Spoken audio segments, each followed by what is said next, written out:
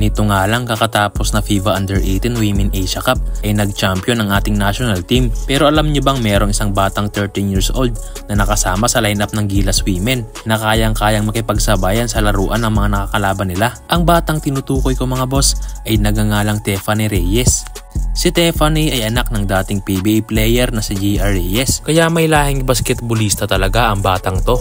Nag-aaral at naglalaro siya dito sa Pilipinas sa koponan ng DLS Yusuvel. Dito nga ay siya ang nagiging superstar ng kanyang team dahil siya ang nagiging scoring machine ng kanyang koponan. Kung titignan mo ang laro ng batang to ay mapapahanga ka talaga sa kanyang ball handling na parang hindi babae kung mag-dribble. Sharp shooter din si Tiffany.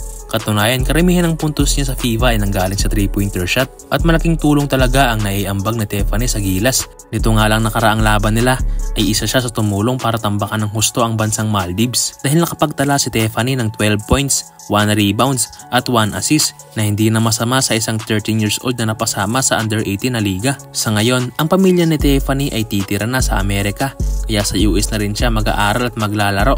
Magandang balita ito dahil alam naman natin ang Amerika ay napakagandang lugar para sa improvement ng isang player. Maraming nagsasabing pwedeng maging WNBA si Tiffany kagaya ni Japet Aguilar na napocomment na lang sa isang post ni Tiffany sa IG ng ganito. Well, hindi imposible yan dahil maraming opportunity ang nag-aabang sa batang to sa Amerika. Kaya abangan natin mga boss ang kanyang magiging karera sa Amerika. At ngayon mga boss ay tingnan natin ang naging highlights ni Tiffany sa kakatapos lang na FIBA Women Asia Cup.